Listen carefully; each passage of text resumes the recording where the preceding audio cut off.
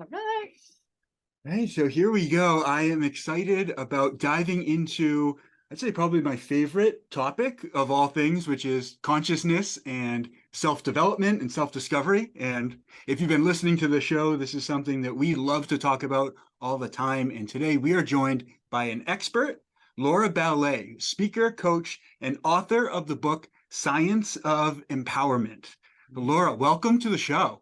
Thank you. I'm so excited. I was just saying, if we were near each other, I think we would implode a bit because you can feel the Absolutely. energy.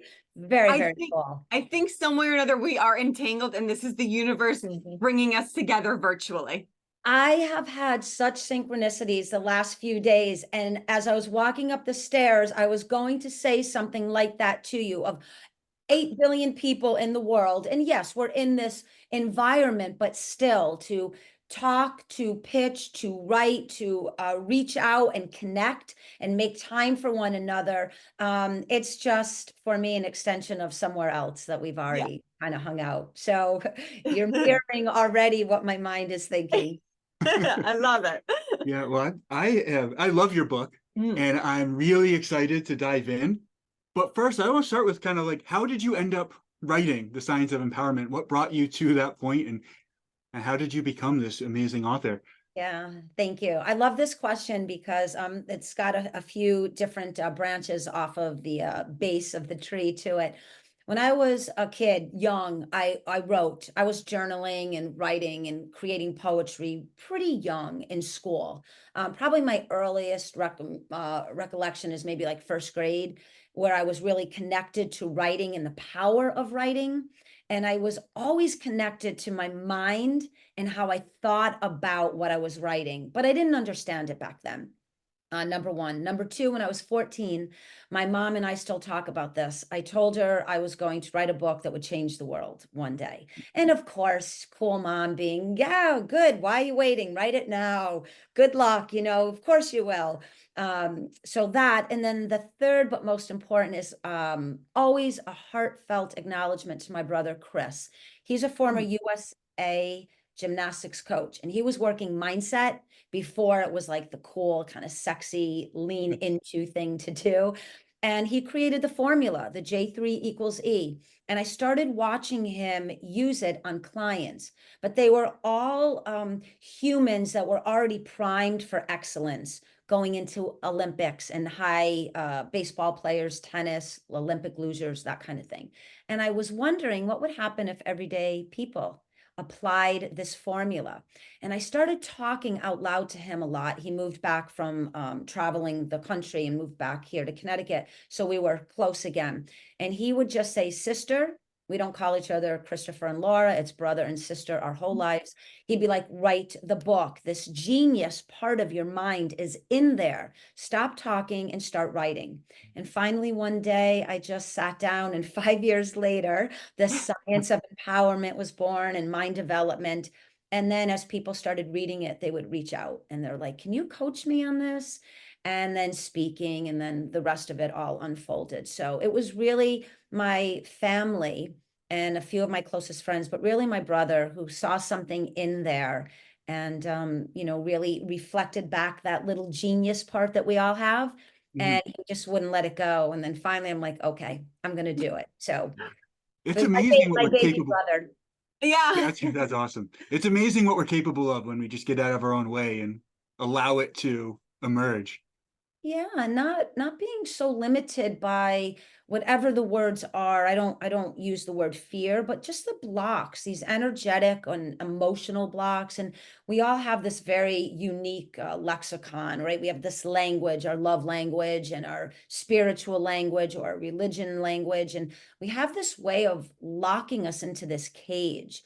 And we just have lost the ability to kind of fly free. And so I think it's quite amazing what the two of you do and really bringing knowledge and information and insight and perspective out into the world. And that's certainly why I wanted to do what I wanted to do, right? We all have something, I think, fabulous to say, and just say it and do it and live it. It's way too short to stay limited. I love that. I get full body chills up here. Oh my gosh, so excited. Yeah, such a great message. Do you mind, could we start maybe with the formula and then kind of go from there? Because I think it would be helpful to Yeah. explain that Yeah, to people. lay down some groundwork. Yes. Yeah, and I know you guys are looking over the ebook, but the new version of the book has a bit more explanation into Okay. the formula. So what's really cool, it's 5 principles that my brother created when he started working with Olympians, and he started to really hone in on, like, what is their energetic connection to their mind, and how is it working, and what allows someone to really have that mastery or that discipline over, right, repetitiveness in order to gain an Olympic medal, right? Let's just use it for there.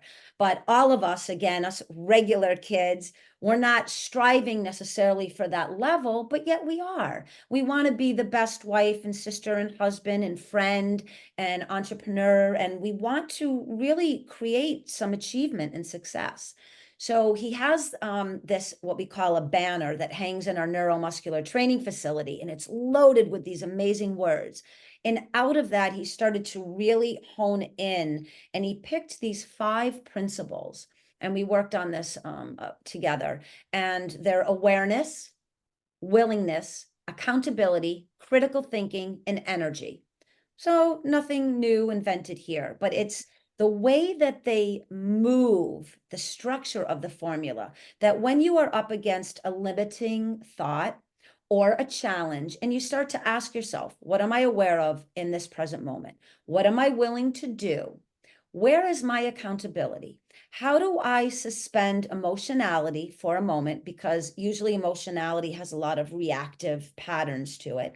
And how can I critically think my way through, i.e., higher level, higher, right, positive intelligence, and now energy. And encapsulated in that 5th principle is my favorite: negative, positive, neutral. Which one are you? So now I've kind of coined this phrase: you can move into the power seat of choice of energy, which then circles all the way back around to your awareness. Am I being negative with how I'm perceiving this challenge? Am I being negative in my unwillingness? Certainly my accountability, ooh, we get a little, like, right, snippy about that. We don't want to take that on, right? Critical thinking, ooh, wait a minute, I can start to neutralize. I'm feeling a little bit more empowered. Ooh, energy. Now I understand that positive energy can really reinforce new patterns, new behaviors, new habits, i.e., create a new personality, so that we can actually elevate and evolve our present condition. So the formula is very simplistic, really applicable to everything. And I can certainly tell you a story eventually about our little ones that we train at our facility. So this is not complicated. It's allowing yourself to be open to the formula working with you to tap into that higher part of you. And once you do, it changes everything. Wow, you described that beautifully. And I love how you correlated all of these thoughts with emotions and feelings. That is so important in the body. We live very much in an analytical world. Think, think. But we're forgetting, I think, the most important part, which is to feel. How do these thoughts and thinking make you feel? Because the body is so somatic. And we're here in this 3rd dimensional reality, gifted with senses, and one of those senses is to feel what's going on in the body. So I'm so grateful that you brought that up, because I think that that's a big distinction. It is, and I think it's also like a power skill to have this discernment on what am I feeling, and is it based from what I call, like, we become these walking algorithms, right, of someone else's thought processes, mostly our grandparents, our parents, school, politics, educational system. Okay, beautiful. But now as we move into that power seat of choice and we really become educated on our own genius, now we get to look at, what am I feeling and why am I feeling that? And what is that feeling based on? For most of us, it's certainly based on history and not present moment, and certainly not what we can create for that next moment in the future. But feelings are strong. They're a beautiful indicator. Emotionality, I mean, without it, we wouldn't be human. I just think there's a way to power up the feeling and the emotions and learn how to recalibrate from past negativity into more positive outcome for the future. Yeah, I think like this is always playing out. Like you look at this formula, and I think most people just have no awareness of it, that this is playing out. So they find themselves in this continuous negative feedback loop Yeah. where they experience what they experience, they attach a negative story to it, then they justify and validate the negativity, then they create and experience more of it, and they just assume this is life. Life sucks. And how many of us have gone through, and relationships are the easiest example, right? Mhm. We leave that person because it's their fault. They didn't change. And then we meet, woo, it's all brand new, that shiny penny. We get all excited. Oh crap, here I am again. It's you again. And then somewhere along the way, there's almost this brick, right? House that falls on you, and you realize you're the common denominator in all of that continuum.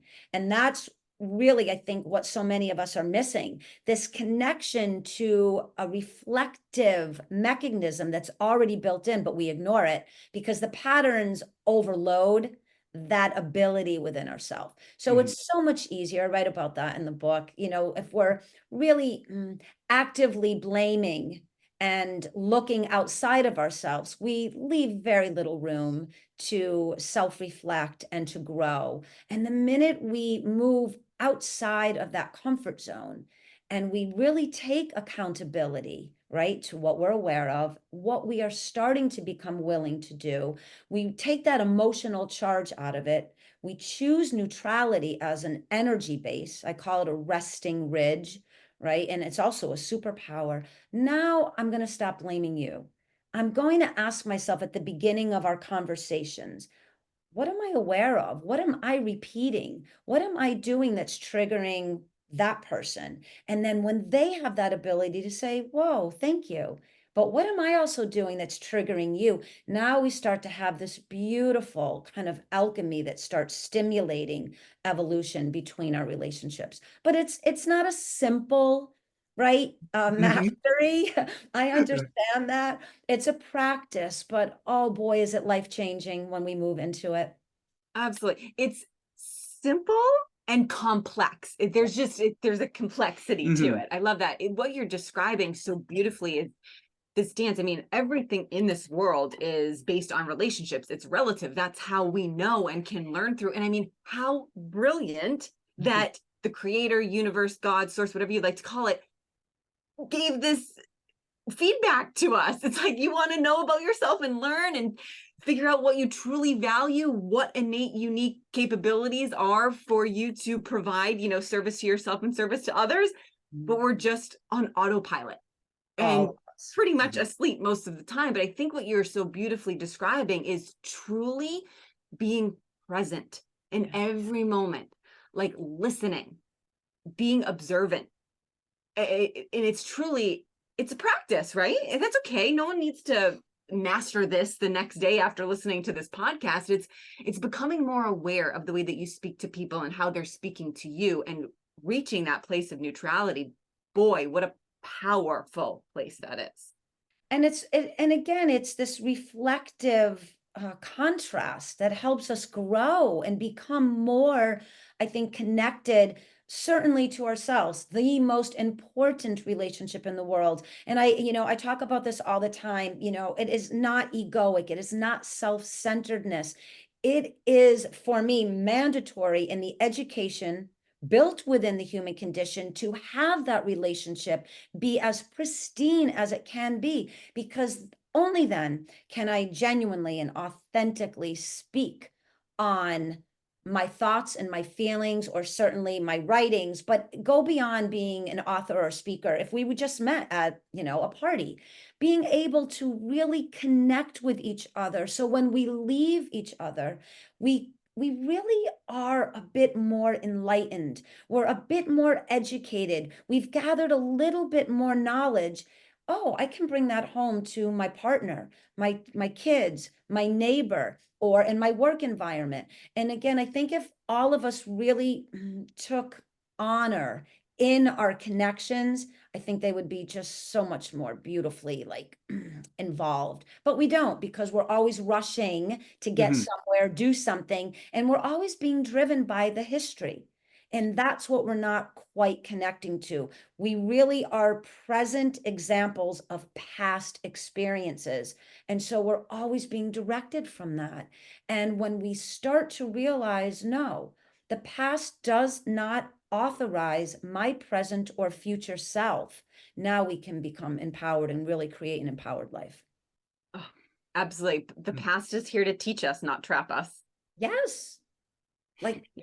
got to get that, because then we're not, again, we're not trapped in this cage, Yes. right? And it is so true. We hold the key. All of us always hold the key. And I don't know why we like throw it out way Yeah. over there. And then we have to like scratch and crawl to get back to it. It's like, no, it's here. Again, it's within the science of empowerment. I write about this. I've always said this, even when I was young, and my parents and even some of my friends were like, what are you talking about? And I used to say, coded within our DNA is the absolute magic of what the universe holds for us. We really are part of the structure of something that we have yet to even begun to understand. The galaxies, the planets, the stars. Again, and I know we're both respectful to the listening audience, however you want to look at it. God is the creator, right? Some people believe in gods. I personally listen when you really listen to what Jesus was saying on the cross, right? Forgive them, for they not know what they do. We are gods ourselves. He was a teacher. He was this magnifier, right? Of, I Mhm. think, a magic and an alchemy of just higher intelligence. So however we're looking at it through religious lens, spiritual lens, consciousness lens, universal, for me, it doesn't matter. Listen to the almost the geometry of language and use it to up level and empower your own experience and those around you. And I think we'd have a much better world. Yeah, Could not agree more. absolutely. Yeah. I think so much of it, I know it kind of always sounds like a cliche at this point, but so many people are just not awake, They're and not. they're stuck in this story. Like you said, they're living in the past. They're living in this story that they created to make sense of their life, but they're missing the present moment. And like this is something we talk about a lot, just almost like checking in and seeing like, are you awake right now? Like, or because it's so easy to just slip into a pattern and like a subconscious program that you've been running and start doing things that you don't actually consciously want to do. Yeah, you definitely don't. And you know, trying to tap an awakening, right, experience in someone, it does sometimes feel daunting because you're not accountable for their path. But Mhm. yet you know that as a collective global family, if more of us do not awaken, and whatever that looks like individually, but if we don't do it, we're stuck in a really like a heavy state of stagnation. And we've seen that now, whether you look at what's happened in New York over the past, now in California, and the energy of people and how they're behaving, it's quite, for me, barbaric. It brings me way back to a time when we didn't know differently, you know, way back in history. But now, I mean, you have Google. You can sit anywhere in the world. Everybody, no matter who you are, has a phone. Like, I'm feeling this thought, or I'm not feeling quite right, or I'm angry, or why am I? You can Google and you'll start to get answers that maybe can help you. But people are relying on this very animalistic reaction. And it's creating, you know, this kind of frequency of, I think, back history rather than present and forward history. But there are those, such as yourself, that are creating platforms or books or, you know, courses, educational pathways to try to tap into that sleep state that so many are in. And it really is, again, it's just a reactionary pattern, but there's something blocking the next level of awakening. And I'm not quite sure what that is. And I think that's what we're all trying to figure out together. We're trying to help the mass population be less of a sheep and more of a lion. I'll put it in that term. Yeah, I like that. Do you see this like when you look out at the world? I know you obviously pointed out that there's a lot of people who are asleep, I guess is the way to put it. But also, like, it seems to me that a lot of people are waking up, and a Yeah. lot of people are like, things are changing, and things are changing really, really fast. And in a lot of ways, it seems to me like we're being shown all the things that are wrong so that we can deal with it and sort things out. Like, do you see it the same way?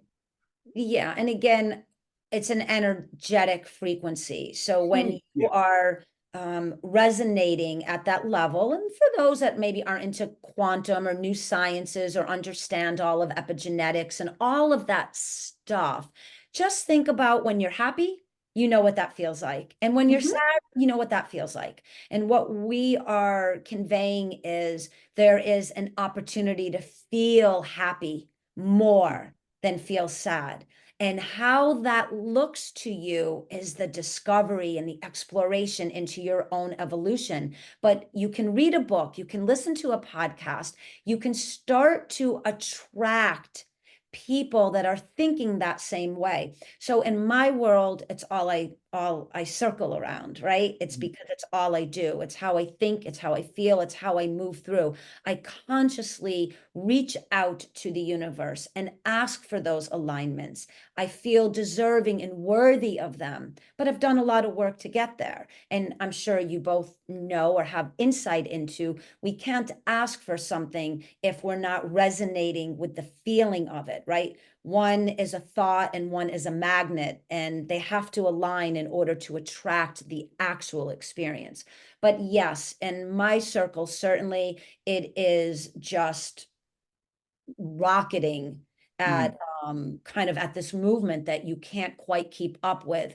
But then you look at the average life, and even if you turn on any news station, it doesn't matter, local Mhm. or national and internationally, and then you can see that the masses are still very they're very tethered, right, to patterns. They're not connecting to opportunity of advancement. And in that contrast is where we are now.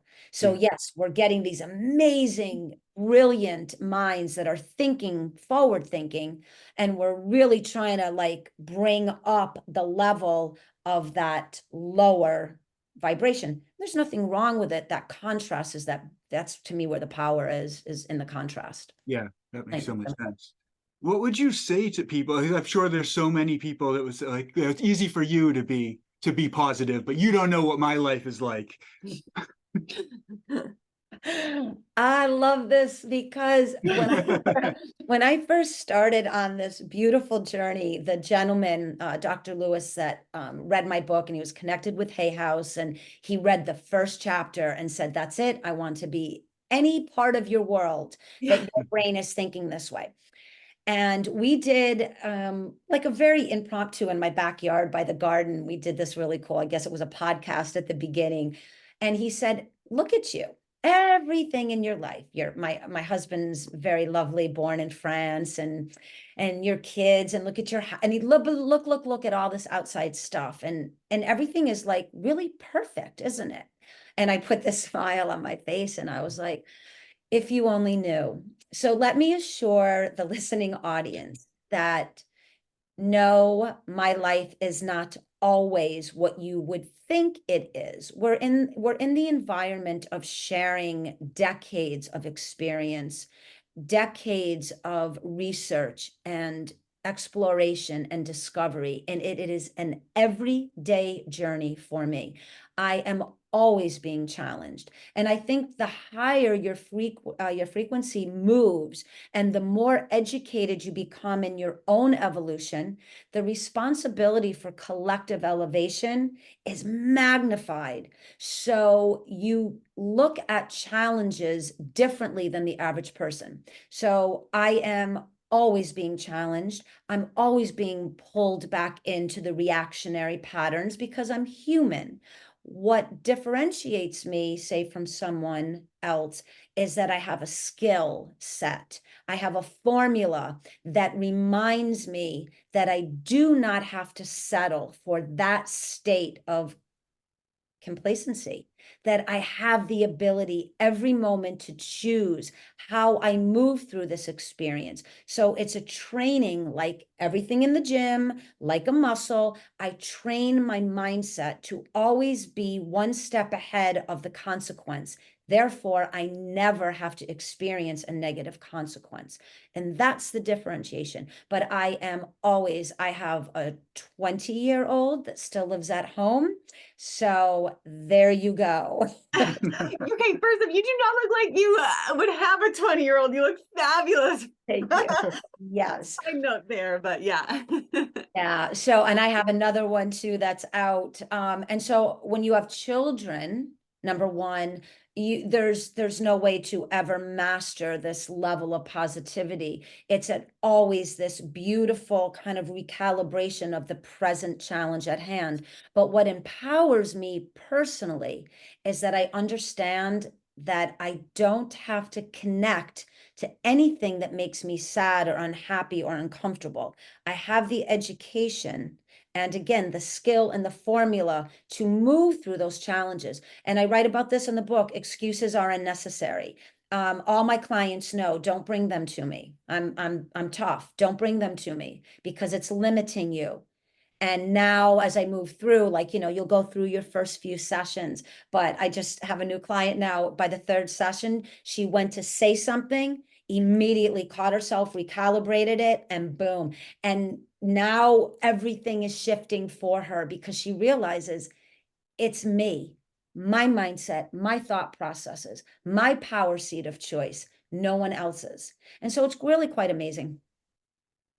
Beautifully said. That's amazing. I feel like exactly what you're describing is raising through the levels of consciousness.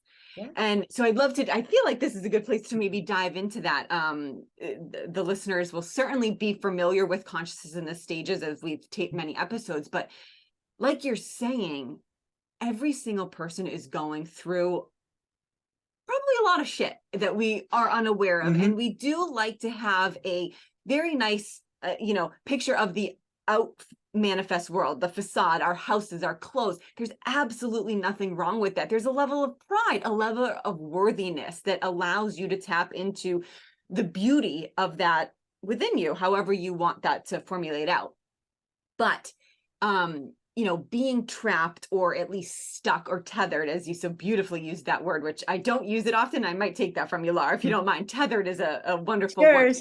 Yeah, to these lower energetic frequencies of fear, shame, guilt, typically brought on at very young ages in childhood when we were reprimanded or in certain religious communities, you're told to be a certain way or act a certain way, definitely at school, playing with children.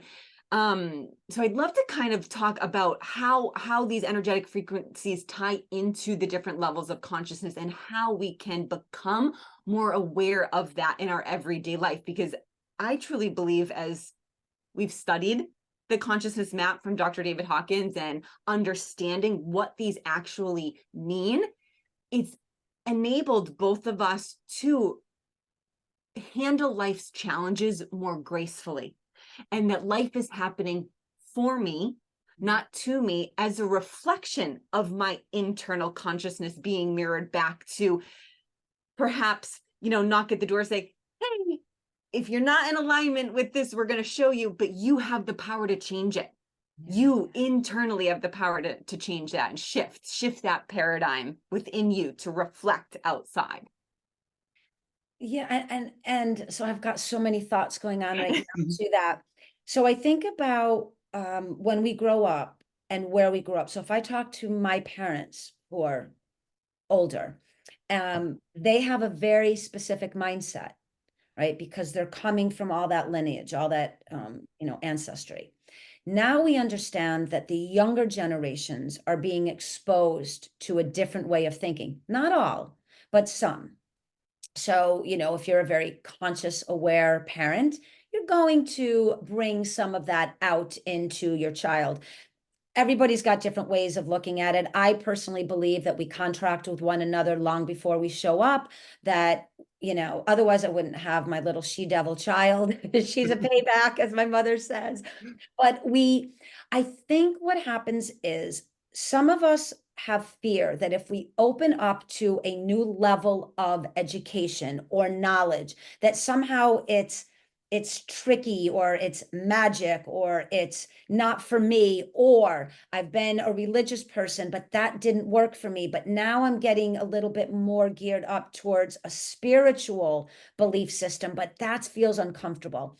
What I always say to everyone, no matter how you feel, no matter what level you are residing at in the moment, as long as it's nothing hurtful or harmful, suspend all the doubt. That's like my phrase, suspend it all and explore. What you will discover will be exactly what you need to either solidify the negativity, the patterns, and the fear, or it will actually propel you forward. And no matter which one it is, guess what? It's exactly what you need, again, to explore and to discover. Well, why am I solidifying that belief and that pattern? Now I've got to go deeper. There's something deeper at the root that even if I bypassed it and went into a positive state and I started to think I was more consciously evolved, that root energy would absolutely overtake the illusion of where I think I am, and I'd have to come up against it again. So I really think that if people would just give themselves, as you said, give yourself some grace, right? Take a compassionate step back and understand that if your mind is starting to think a bit differently, if you're starting to feel what, the butterfly effect a little bit, which can be anxiety a little bit, but it also could be an excitement that there's something beyond who I've always been, what I've always involved myself in, and why I've chosen that way, right? I think, Dan, I've heard you say in some of the podcasts, why are we the way we are? What is it beyond that? For me, I don't understand not exploring the realm of all that is possible. And I don't mean that as a judgment against others. I mean it as an invitation to others.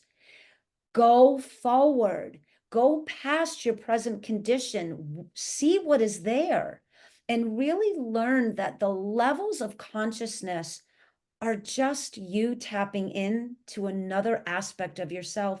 It's not anything outside of you. There's no power outside of you. It is within you, and opening up to the possibilities, it's exciting. And it can at times be a little bit, I'll use the human word, scary, but it doesn't have to be, because you have a book or you have a podcast or you have a formula, or again, some form of education through journaling, meditating, writing, a yoga practice. Learn to ground yourself to something that makes a little bit more sense to you, and let that be the foundation to how you keep growing through the consciousness levels. Beautifully said. Oh my gosh. That's great. Like it's easy to think of it as like something out there that we need to go get. But it's really, it's about reducing the resistance within yourself to allow it to emerge through you. That's so beautifully said. That's exactly, I love that, reducing the resistance. Yeah. And I write about this, that how we re-sign these contracts all the time with the past without knowing it. But we do. Every relationship, every hard stop, every challenge, whatever word you want to put to it, that is us re-signing a contract for a repeat.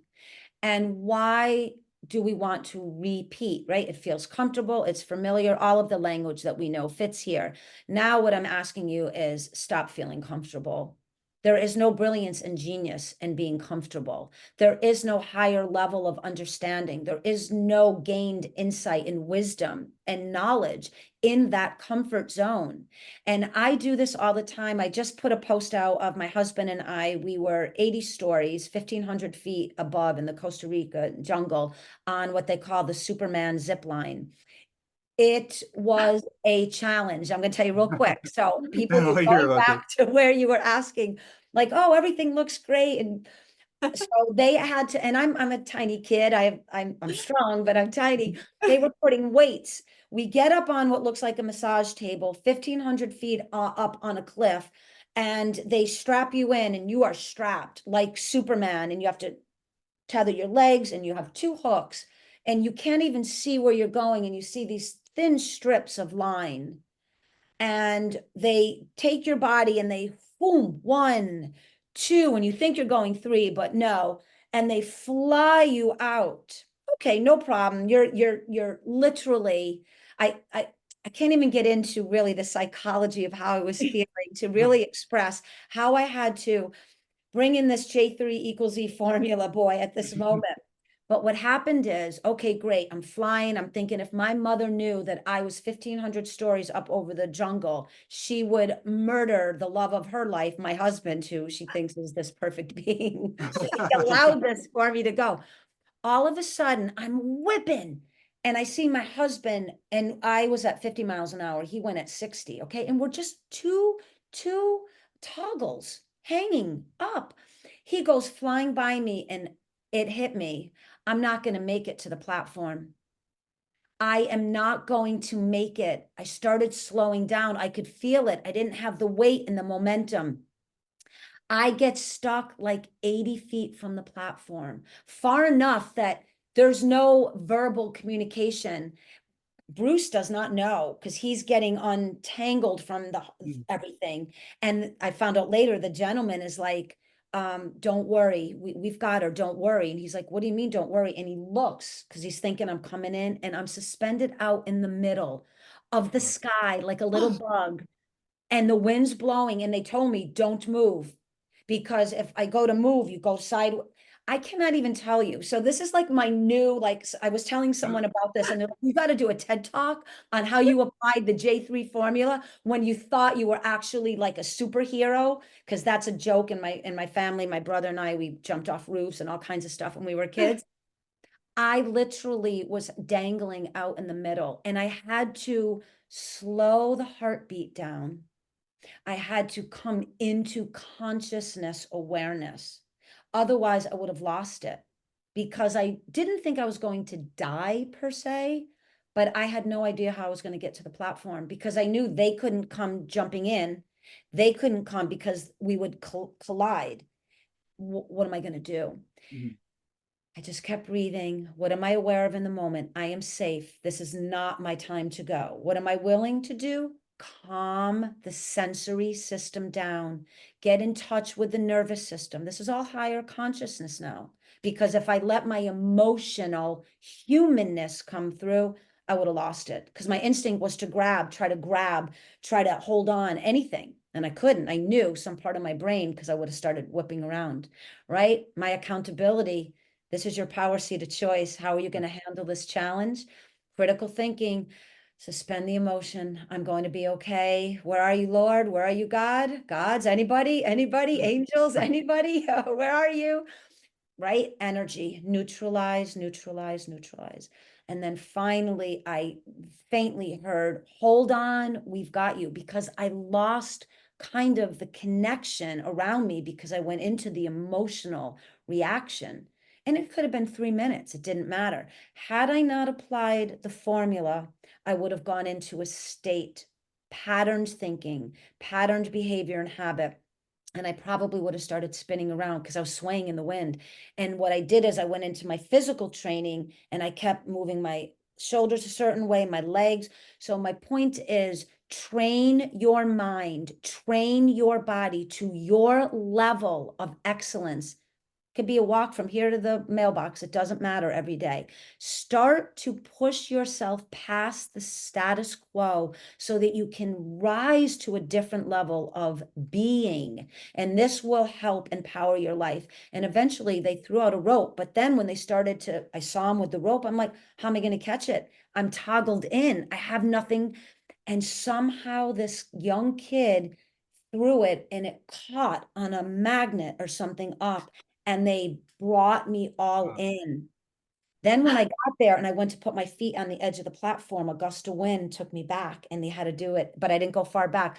So you talk about having an experience where it's not a normal experience. So when you tell people you can handle and then fill that in as you're grounded on the earth, sitting in a chair, talking to your spouse, whatever it may be, you've got this. Because I was 1,500 feet suspended in the air, dangling. So thank you for allowing me that moment, because I had to really walk the talk and talk the walk. And I had to apply what I teach to keep myself grounded in that moment. But it really did something. It brought me to another level of consciousness awareness. And I think we choose these. And even if we're just grounded in a relationship, but we're talking and we keep finding ourselves in that same dialogue, this is the time to really look at one another and say, okay, compassionate stop here. Let's evolve past this. We're not doing anyone any good here. Thank you for sharing What a that. great story. I can still feel it. Yeah. I can. You made into a movie somehow. I know, no, it was freaky. I just put the pictures out. I'll see if I can try to send it to you. You'll know when Yes. Oh my gosh. when I'll we have to took look. off. We're all like, yeah, but then we didn't get any pictures of the path because I was stuck and the teams were trying to figure out like how to. There's other things going on. But you know what's weird? There's kids that do this that weigh less than me. Okay, I'm 115 solid pounds of Jekyll Yeah. muscle, and it just didn't matter. And I know why. I know why I created that experience. Yeah. And I think that's another layer of consciousness. Look at the experience as kind of like an indicator, a marker of you reflecting the opportunity to grow, not to stay stuck. I absolutely love that. I think it's beautiful. And I think that the more consciously aware of how you feel during the day, what's interacting, it can just be very mundane things. You get up, you journal, you meditate, you go to work, you drive your kids to school, all the things that everybody human has to figure out in their life and do. But once you get to that, or at least, I'm sorry, I want to speak for myself personally. Once I've felt and have been able to tap into a different energetic frequently, if I feel off, it's almost instantaneous, the feedback that I'm getting from the universe. And I remember this happened just a few days ago. I was slightly off and had a call at the end of the day, and the call was horrific. And it threw me, and I was so shaken. And I said today, I was like, I'm off. I've dropped my frequency. I've dropped my and it's thus resolved itself because I was able to pick myself up, and you're able to recognize this as a beautiful, like I said, feedback loop of how can I empower myself to release this victim consciousness and know that, all right, this isn't a dire situation. It was a pretty crappy phone call. Something happened and it's resolved itself since. How can I, tap into this mindset, this higher consciousness within me, that trust, the very innate trust that's within us that we so generously give to others and to give to the circumstances that happen. I would actually love to talk a little bit about that, how we give our power away in that sense. Yeah, I think we give our power away because it was taken away at a very early age. Our developmental stages, our power was taken away. And that's not anyone's fault, though it is their accountability. It was their responsibility, but they were still unaware. And again, it's not to blame, and I write about this in the book, it is not to blame parents, it is not to blame society. Most of us show up and do the best we can.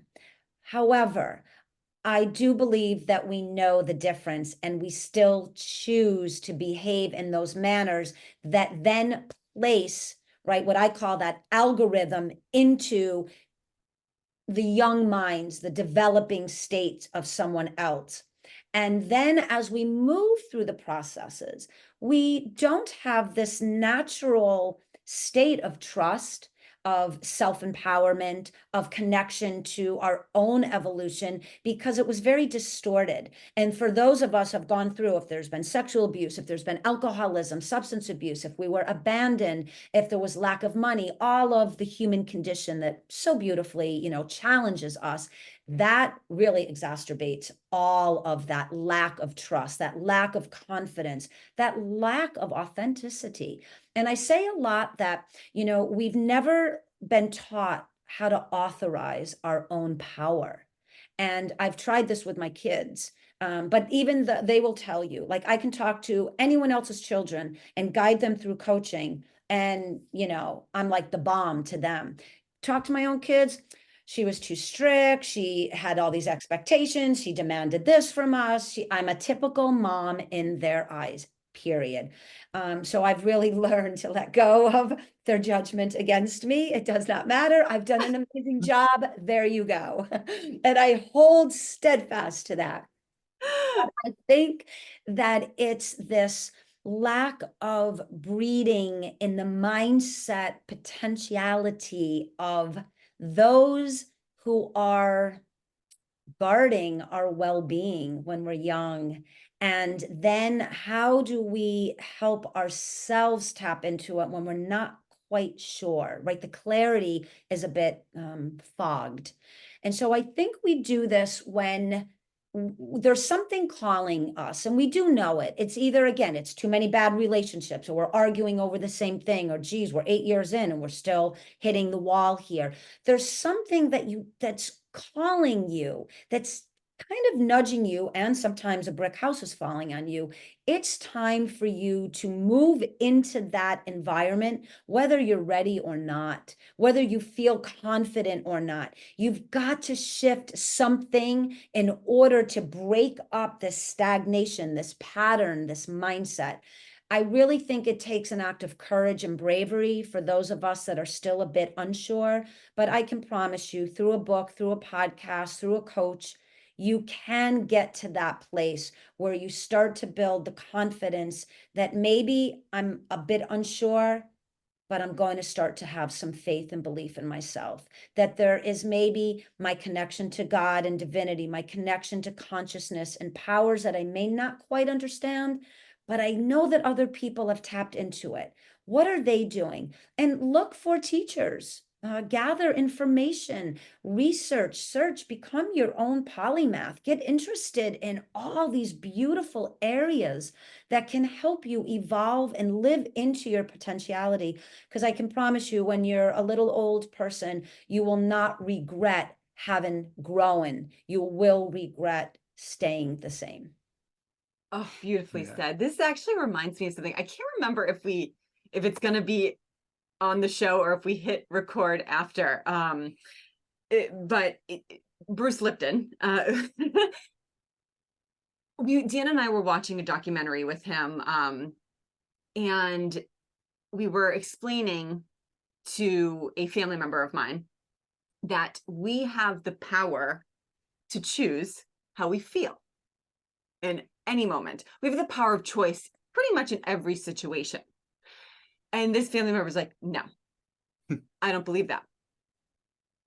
I was like, all right. I think that is a wonderful, actually, just indicator of how disempowered people feel. And like, wait a minute, I can't choose the way that I feel. It's like, no, but we can. And you speak about this so much in the book. So I'd love to get into this power of choice. And I know that we touched upon how that's taken away from us, but I want people to feel empowered and to choose anything, because you can also choose to feel miserable. Yes. Hats off to you as well. So many people do. Yeah. I'm not quite sure why anymore. Yeah. I'm really not, and I'm just being honest. For me, when I come up against people in conversations, and for not coaching, because that means someone's willing to move through, right? Or not a podcast or writing or speaking, when people are showing up because they have an interest. But let's just say, just in life, and it happens to me everywhere. My husband and I, we travel, we go to Europe, and he knows this. There she goes. And there's always someone that is, really? But what I would say to that relative is, okay, let's say you believe that you don't have the power. But let's say that I am an educated human being and I've taken a class from this professor who has scientifically, mathematically, emotionally proved this equation that I'm going to share with you actually gives you the power to think differently. That's all. It is proven. It is out there. I didn't create it, so don't take me as the authority, but oh God, let me send you the 12 pages of the peer-reviewed paperwork just so you know. But what would happen, Uncle Joe, if you started to think that maybe you're a bit smarter than you've been led to believe? Maybe you have a bit more power to think differently. Maybe it's not too late to become educated on something that maybe you never looked at, you never thought about. What would happen if you actually became excited to change? Not only that thought process, but who you are, how you've always showed up. Wow, maybe what would you do for your son or your daughter or your grandchild or your neighbor or your boss or your coworker? How would that feel to be that powerful that you actually could create an empowered experience with someone else? I think that would be quite lovely. I think that might be kind of cool. I would love to hear what happens when you do that. Oh my God, I can't wait to hear from you like 2 weeks from now. I'm going to call you and you're going to tell me what it felt to be empowered. Like all you can do is seed into their mindset the possibility of what they can tap into. And again, you have to maybe think about the vernacular and the lexicon, what words you're using. Maybe you have to soften the way that you're approaching maybe that opportunity. But I think I would just ask, why do you want to stay in this environment of thought? Are you truly happy? And do you really think that your purpose here was to just stay in the same place all your life through? Just maybe there's a moment of clarity or a moment of courage or bravery that you're supposed to experience. And maybe I'm here just to reflect that back to you. But I'll leave you alone now. I got to go get a drink. See you. Bye. All you can do is plant the seed of possibility and hope that somehow that being in them recognizes it for a moment. And maybe that's all it was for them. You know, I'm not too sure. Real quickly, I was on a global panel recently talking with an author, and we were asking questions. And it's a panel of authors interviewing other authors. And there was a moment where something was said that this one author maybe didn't do correctly. And you could feel the mindset of everybody around them. But the owner of this TV show knows me and was looking at me and knows where I was going with this. And I said, well, I'm going to come in and kind of break this energy here because you all know me, right? I'm a thought energy expert and I'm an empowerment facilitator. So what you did, author two, was beautiful. You didn't need to do what author one is suggesting. It happened and unfolded exactly. And now I will challenge you to up level the opportunity that maybe you might have some regret you didn't write about this in your first book. But as a speaker and an author and a coach and being on stages, now maybe you can do a soft exploration into what that would feel like. It's a very sensitive subject. The whole panel got it because someone was trying to disempower and hold someone in a frequency that didn't serve their future like experiences. And I kind of was like, no, that's not why we're here. So I empowered her to look at it from a whole different perspective that didn't make her feel like crap. I missed that opportunity now. I should have done something differently. It was no, your opportunity is awaiting, pure and simple. It's awaiting. And so she was able to be like, yeah, it is. Now she was open to looking for it. And that empowers her. Yeah, such a That's beautiful awesome. example Yeah. of like with all of us in every aspect of our life. Like we don't need to have that resentment over what we did or didn't do. We can just start from this moment. We don't need to keep re-signing those same contracts and keep playing out the same thing. We can just start in this moment, the only moment that exists, and be exactly who we want to be. Yeah, because we really cannot change 3 seconds ago. It's impossible. Mhm. Oh, let me rephrase that. In our experience within the human condition of what we know now, that's impossible to go back in time and recalibrate that experience. I don't know, there might be another dimension somewhere that you can.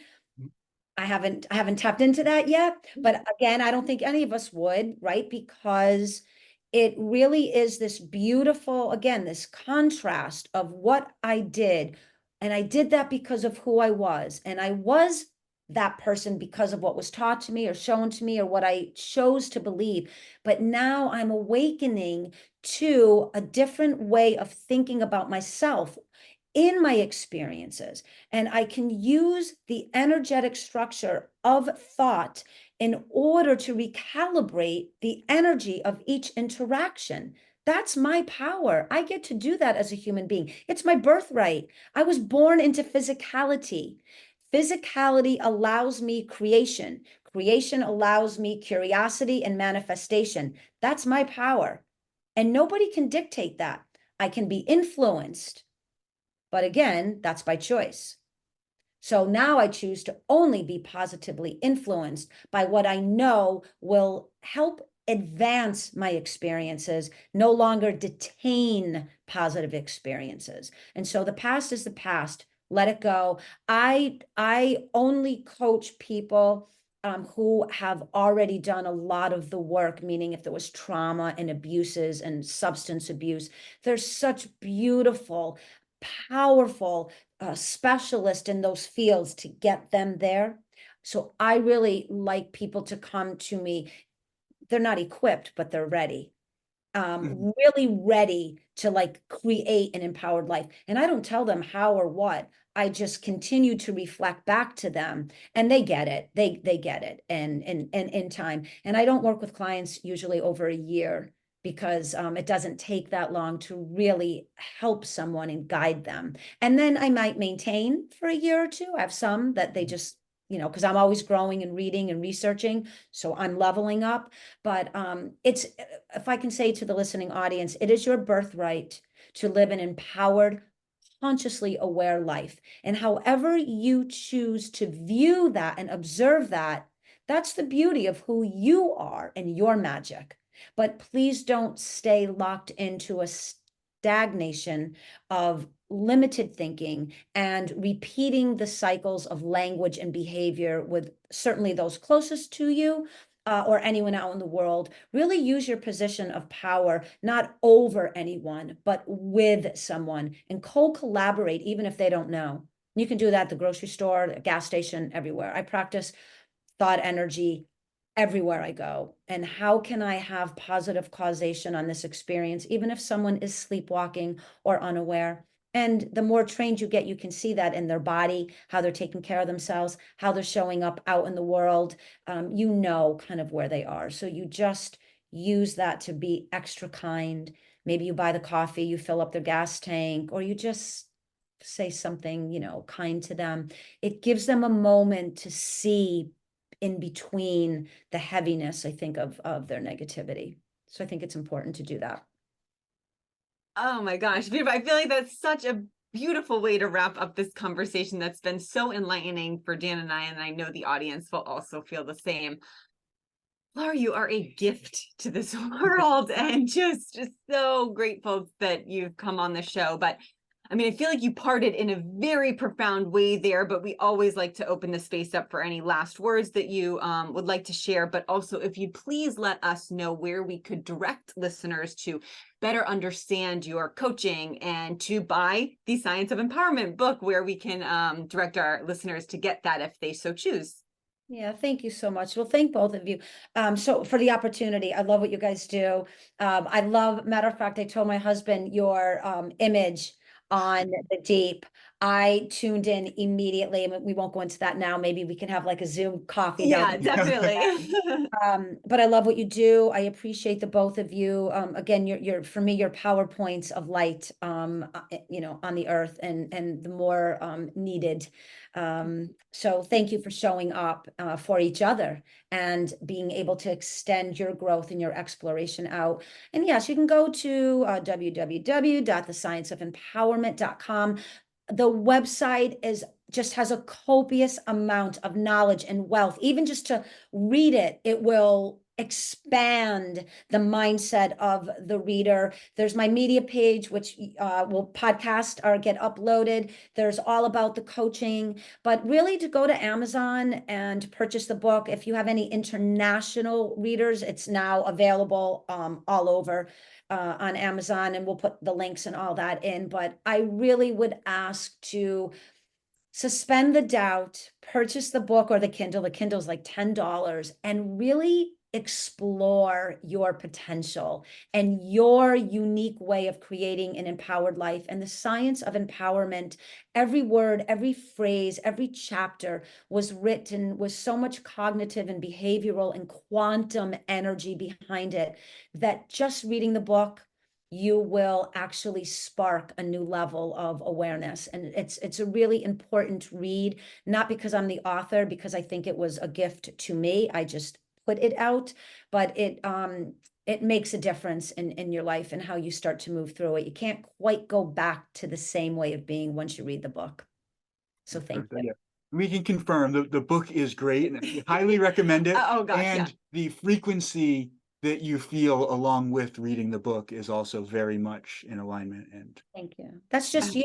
That's you tapping into your frequency, because you'll know the book, it's not about me. There's nothing about me in the book. Mhm. It's really an instructional manual for higher positive thinking and how to use thought energy to create an empowered life. And when you read it, you know, hopefully you're seeing yourself in there and you're tapping into that energy and you're like, I can do this. I've got this. I'm smart. I'm genius. I'm brilliant. Like, I don't have to stay in that same argument or that same job, and sometimes even a relationship. Like, we're born to grow and evolve. And why am I not doing that anymore? Yeah. Oh, Yeah. beautiful contemplation to end this as well. Oh, Laura, thank you again for joining us on this magnificent episode. Thank you. Thank you.